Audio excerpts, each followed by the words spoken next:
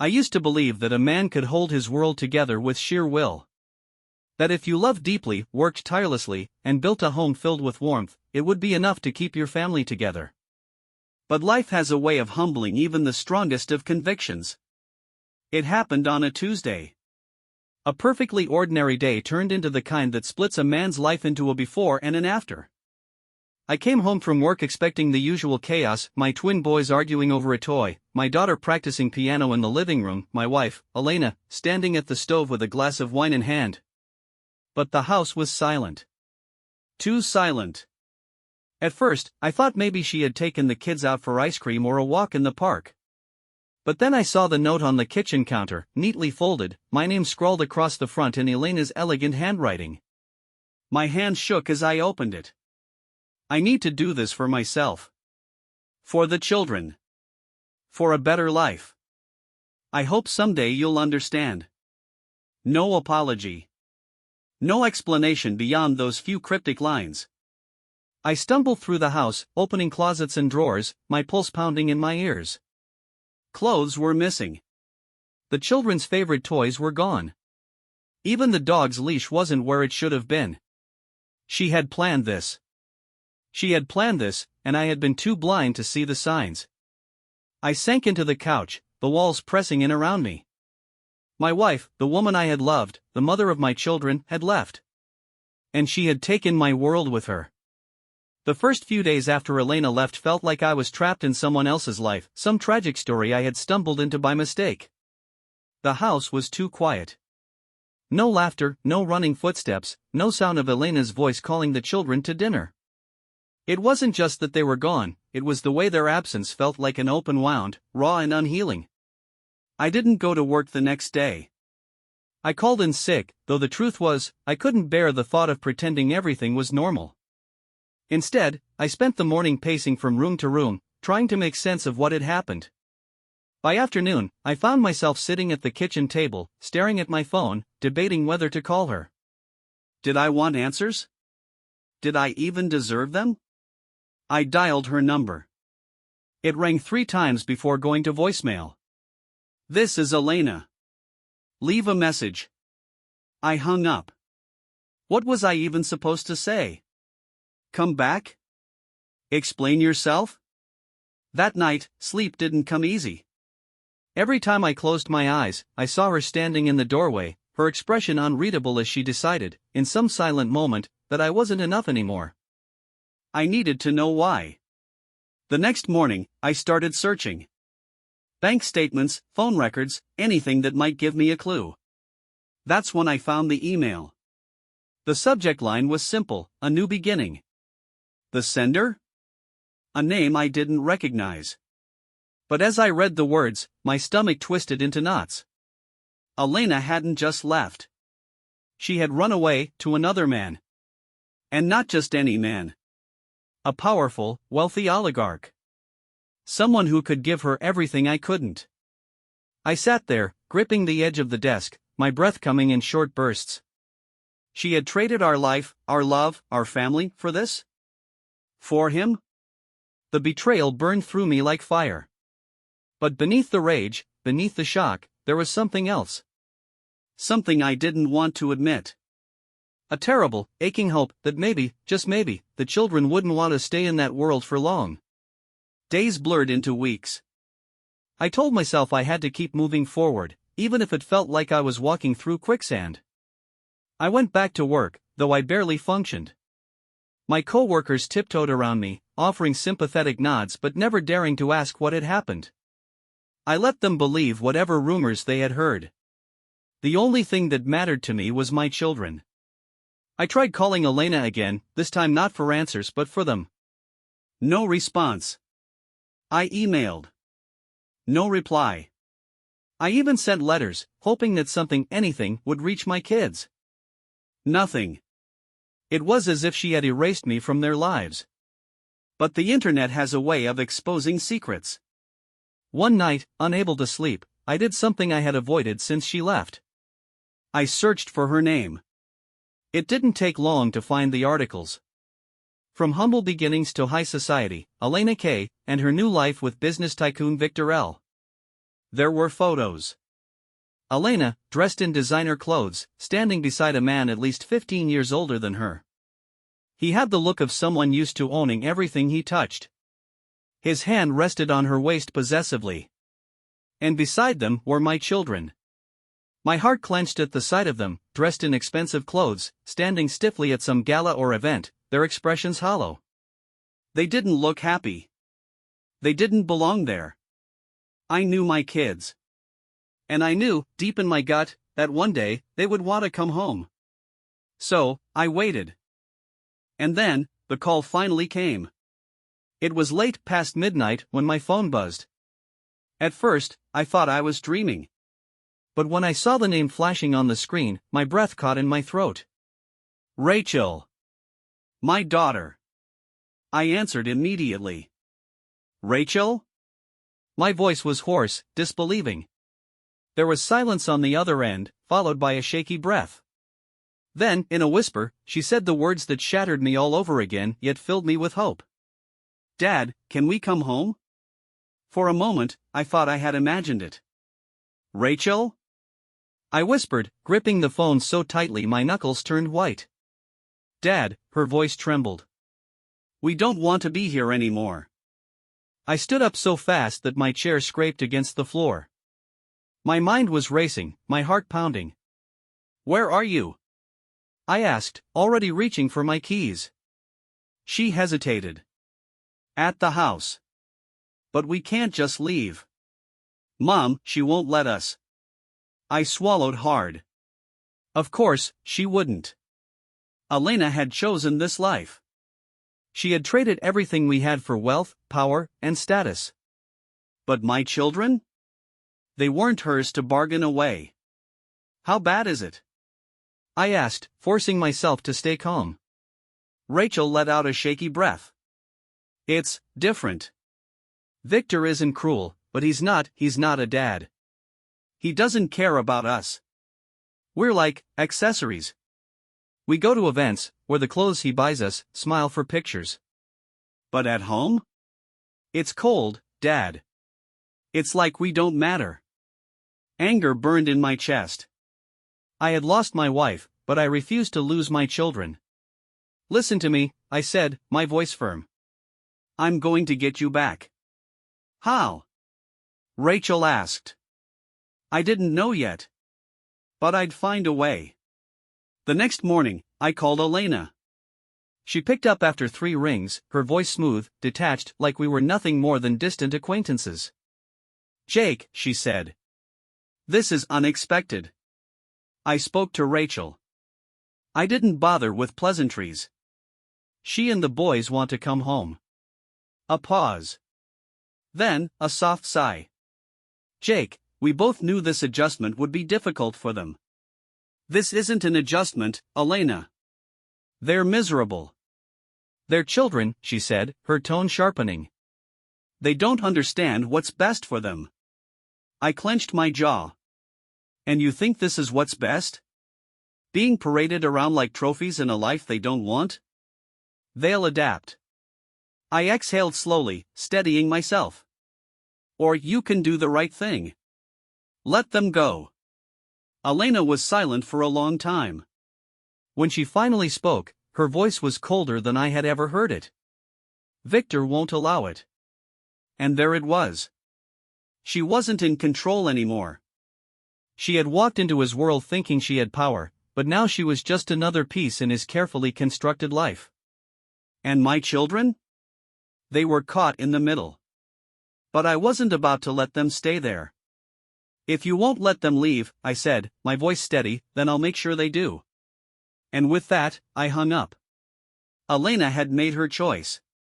Now, it was my turn. Hanging up the phone didn't bring me peace. It only made the weight of the fight ahead sink in. Elena wasn't going to just let the children walk away, not when they were part of her new, polished life with Victor. And if he had a say in it, he'd never allow them to leave. But I had one thing they didn't. I had time. I had patience. And most importantly, I had love. I wasn't going to rush into a legal war I couldn't win, especially not against a man with unlimited resources. Instead, I did what I had always done best. I was there. For the next few weeks, I became a presence they couldn't ignore. I called every day, not to argue, but to speak with my children. Sometimes, Elena answered and hung up immediately. Other times, she let them speak to me for a few minutes, their voices cautious but grateful. I sent letters, ones I knew Elena would read first, but I didn't care. I wanted her to see the father I was. The father I would always be. And then, I started showing up. Not in a dramatic, movie-style way. No storming into mansions, no desperate pleas in the rain. Just presence. I knew where the children went to school.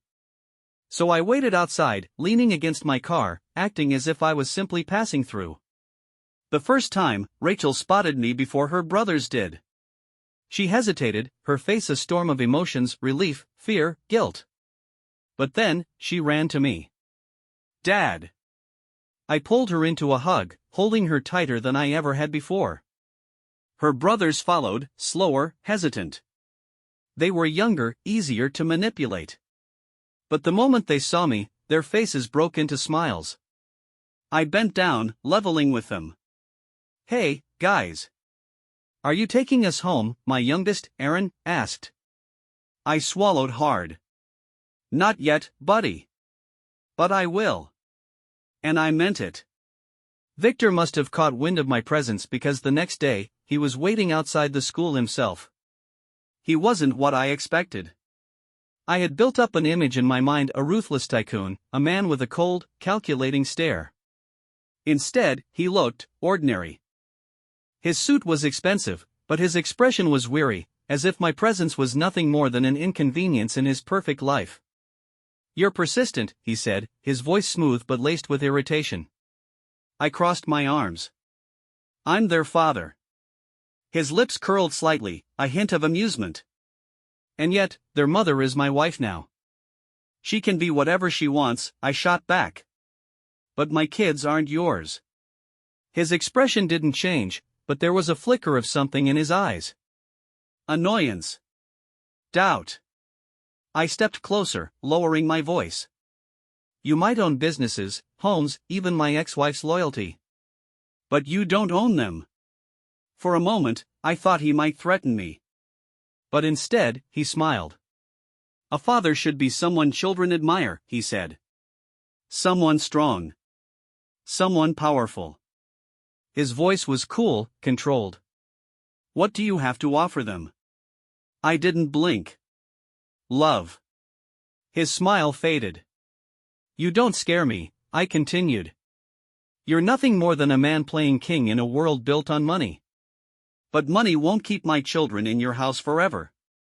Something flickered in his eyes, an emotion he quickly buried. I turned and walked away before he could answer. But I knew something he didn't. He had already lost. Because love doesn't fade. Love doesn't get bought or sold or manipulated. Love is felt. And my children were starting to feel it again. It started small. Rachel began sneaking phone calls to me at night, whispering from beneath the silk covers of her designer bed. "The boys don't like it here," she admitted one night. "Victor makes Mom dress us up for events all the time. We have to act perfect. But we're not happy." "Then come home," I said softly. She hesitated. "Mom won't let us. And Victor, he doesn't like when things don't go his way." I gritted my teeth. "Has he hurt you?" "No," she said quickly. "But he's cold. He only cares about how we make him look. It's like we're pets in a cage." I clenched my fists. I wouldn't let them stay in that cage. I had been patient. I had been careful. Now, it was time to act. One evening, I drove to their school just as the final bell rang. Rachel spotted me first, her eyes wide, her lips slightly parted in shock. I nodded toward the car. A silent question. She hesitated, then grabbed Aaron's hand. The twins followed without question. They ran. They climbed into the car, breathless, hearts pounding. And I drove. I didn't take them home. That would be too obvious. I took them somewhere safe, somewhere Victor wouldn't expect, an old cabin that had once belonged to my father, tucked away in the countryside. For the first time in months, my children were free. We sat on the worn-out couch together, eating takeout, laughing about silly memories, talking about everything and nothing. That night, Rachel curled up beside me like she used to when she was little. "We don't want to go back," she whispered. "You won't," I promised. But deep down, I knew this was just the beginning. Victor wouldn't let them go so easily. And neither would Elena. The next morning, my phone rang. Elena. I let it ring. Then Victor. I let that ring too. I knew what they would say. I knew the threats they would make. But I also knew something else. My children were with me now. And I would do whatever it took to keep them. No matter the cost. The morning after I took the kids, I expected the world to come crashing down. I kept my phone on silent, but I could see the calls piling up. Elena. Victor. Even an unknown number I suspected was a lawyer. None of them mattered. I had my children. And for the first time in months, I wasn't letting go. The cabin was quiet, surrounded by thick woods and rolling hills. It had been my father's hunting retreat when I was a kid, and over the years, it had become a place of solitude. Now, it was a fortress. Rachel helped me make breakfast, her movements lighter, freer. The twins ran outside, playing like they hadn't in ages. For the first time, they looked like kids again. But I knew this peace wouldn't last. By noon, the calls had stopped. And that's when I knew they were making their next move. It didn't take long. By late afternoon, I saw a black car creeping up the long dirt road leading to the cabin. A sleek, polished vehicle that didn't belong anywhere near a place like this. Victor didn't come himself. Of course not. Instead, a man stepped out, dressed in a dark suit, his eyes scanning the property like he was assessing a business deal. I stepped onto the porch, arms crossed. The man walked toward me, his expression carefully neutral. "Mr. Carter?" I didn't answer. "My name is Daniel Henshaw. I'm here on behalf of Mr. Leonov and Mrs. Carter." I let the name hang between us. I refused to acknowledge Elena by Victor's last name. Henshaw continued, undeterred. "Mr. Leonov and Mrs. Carter are concerned about the well-being of the children. They would like them to return home immediately." I let out a dry laugh. "Home? You mean the mansion where they're treated like decorations?" Henshaw's face remained unreadable. "Legally, Mrs. Carter has full custody. Taking the children without consent could be considered." I stepped closer, cutting him off. "You really want to talk about legalities? You work for a man who buys everything, including people. But he doesn't own my kids." Henshaw sighed, adjusting his tie. "Let's be reasonable, Mr. Carter. You can't keep them here forever." I leaned in, lowering my voice. "Watch me." Henshaw studied me for a long moment, then gave a small nod. "Very well." He turned and walked back to his car. I knew what that meant. This wasn't over.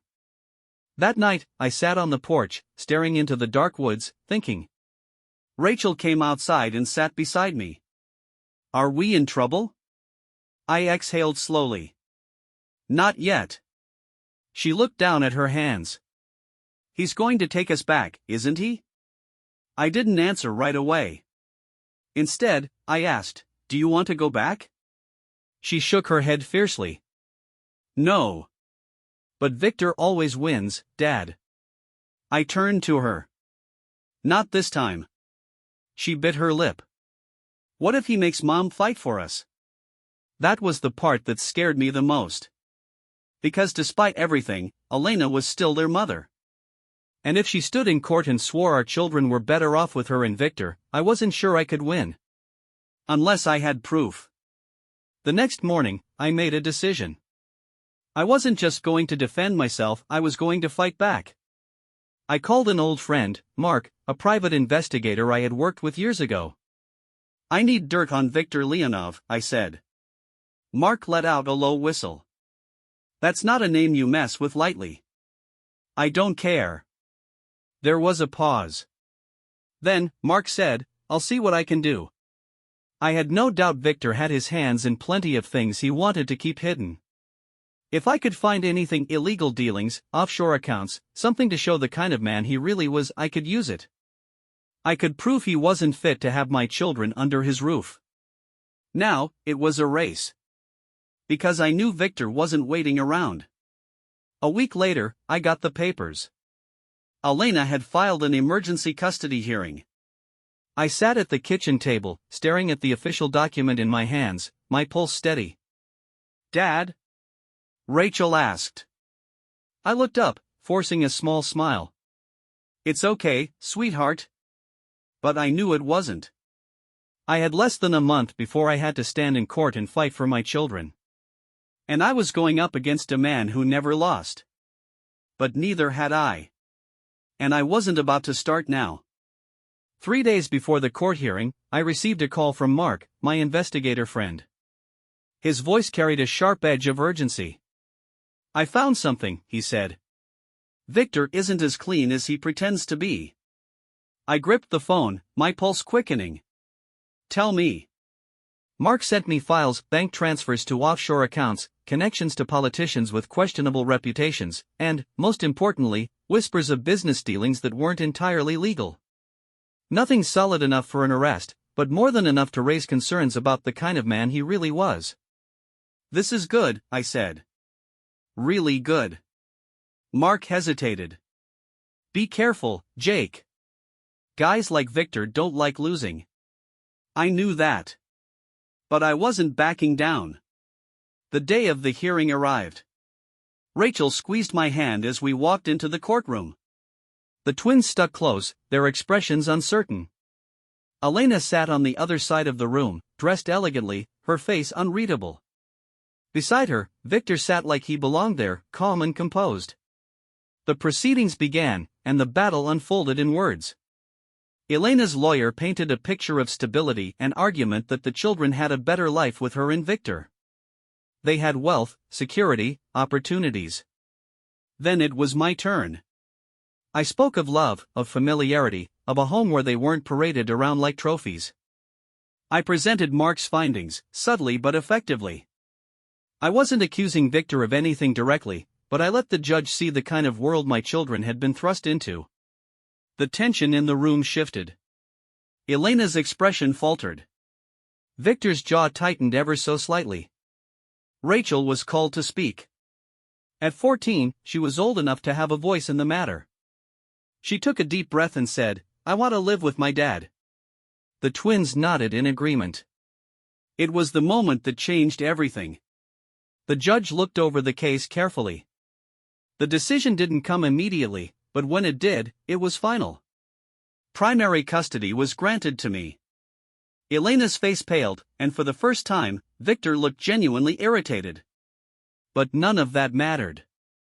My kids were coming home. As we walked out of the courthouse, Rachel hugged me tightly. "We did it, Dad." I looked at my children, the only thing that truly mattered. "Yeah," I said, my voice thick with emotion. "We did." Elena didn't speak to me as we left the courtroom. She barely looked at me. Viktor, however, did. He watched me with the kind of gaze that made it clear this wasn't just a loss for him. It was an insult. A challenge. But I didn't care. I had one. Rachel, Aaron, and Noah were coming home with me. That was all that mattered. As we drove away, the kids were quiet. The weight of everything that had just happened still hung over us. I kept glancing at them in the rearview mirror, waiting for it to sink in. Then, finally, Rachel let out a breath. "We don't have to go back," she whispered, like she was afraid saying it out loud would make it untrue. I met her eyes in the mirror. "No, sweetheart. You don't." She smiled a real, genuine smile. The first I had seen in months. The twins cheered, and just like that, the heaviness in the car lifted. We were free. But deep down, I knew it wasn't over. Elena wasn't the kind of woman who accepted losing easily. And Victor? He was even worse. I had won this battle. But the war for my family wasn't finished yet. The first few weeks after the court ruling felt surreal. I kept expecting a knock on the door, a legal loophole, or some new scheme to pull the kids away from me. But nothing happened. Elena didn't call. Victor didn't retaliate. It was as if they had vanished from our lives overnight.